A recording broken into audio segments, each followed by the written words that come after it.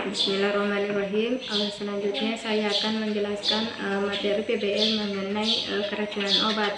Adapun skenario-nya yaitu Tuan LTF 57 tahun dengan berat badan 60 kg dengan diagnosa sirosis hepatik dengan hipertensi portal. Pasien mengalami asites dan menjalani perawatan sebagai berikut: restriksi cairan dan diet rendah natrium, spironolactone dengan dosis 12,5 mg per hari,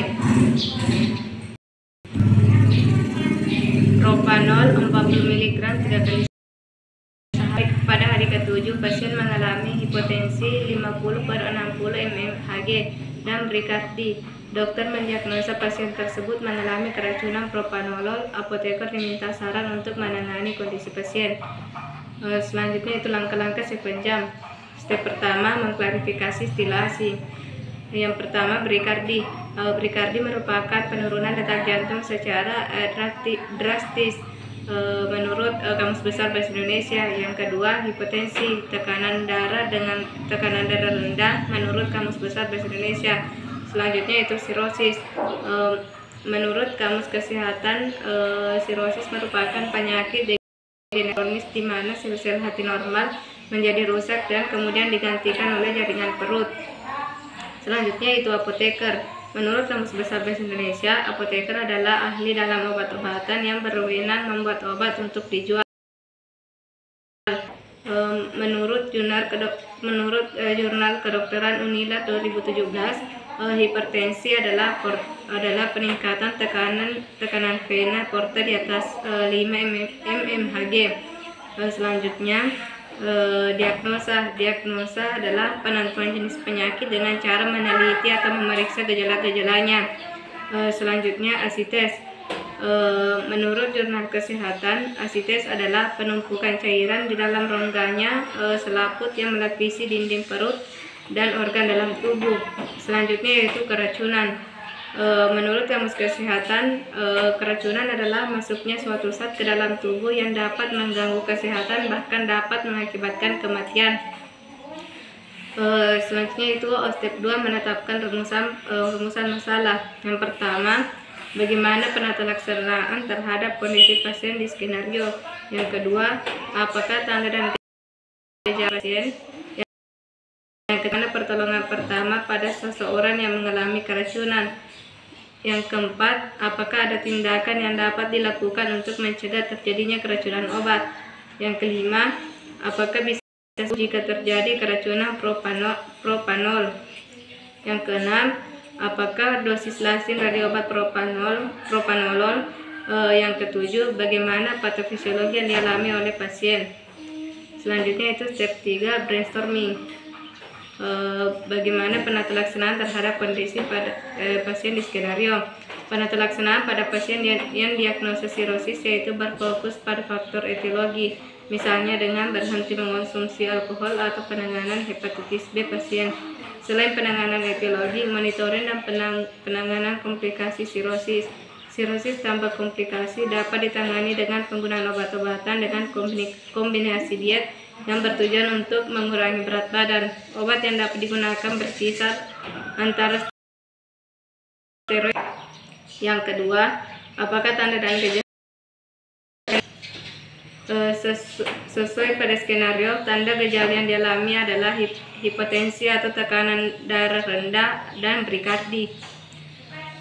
Yang ketiga, bagaimana pertolongan pertama pada seseorang yang mengalami keracunan.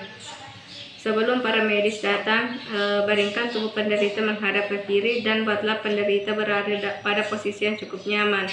Jangan memberikan penderita makanan atau minuman apapun yang dianggap mampu menetralisis racun seperti cuka, susu, atau jus lemon.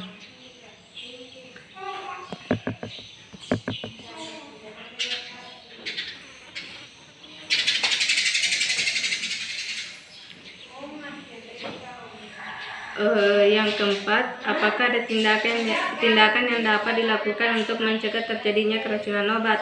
Biasanya tim medis akan melakukan langkah penanganan awal untuk mengetahui keracunan obat dengan cara Satu, memastikan jalur pernapasan tidak tersumbat. Yang kedua, memberikan activate charcoal atau arang aktif untuk menyerap obat dalam sistem pencernaan. Yang ketiga, memancing agar pasien muntah sehingga substansi bisa dikeluarkan dari perut.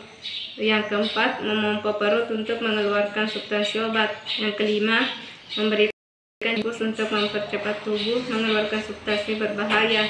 Yang keenam, memberikan obat yang bersifat antidot atau berlawanan dengan obat yang memicu keracunan. Yang kelima, apakah bisa sembuh jika terjadi keracunan propanolol?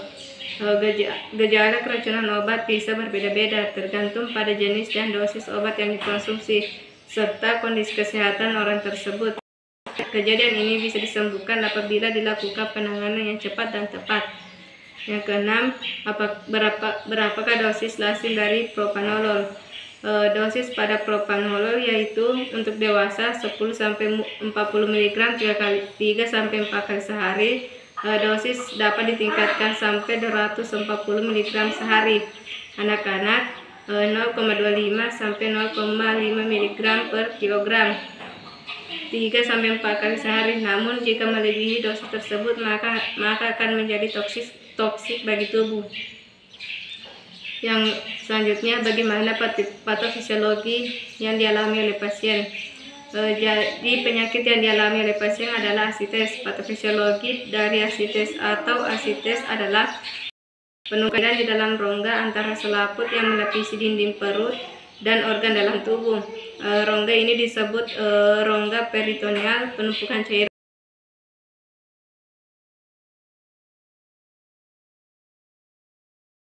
disebabkan oleh penyakit hati dan kurangnya protein.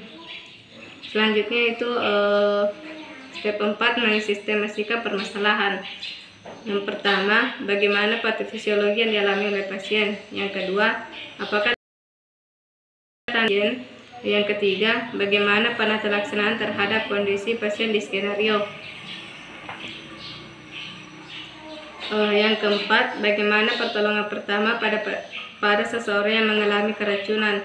Yang kelima, apakah bisa sembuh jika terjadi keracunan propanolol. Yang keenam, berapakah dosis lazim dari obat propanolol. Yang ketujuh, apakah ada tindakan yang dapat dilakukan untuk mencegah terjadinya keracunan obat.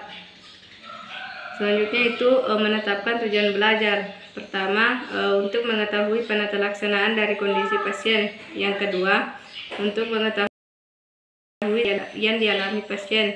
Yang ketiga, untuk mengetahui pertolongan pertama yang dilakukan ketika seseorang keracunan obat. Yang keempat, untuk mengetahui monitoring dan evaluasi terapi yang diberikan. Yang kelima, untuk mengetahui patofisiologi dari penyakit asites yang dialami oleh pasien. Yang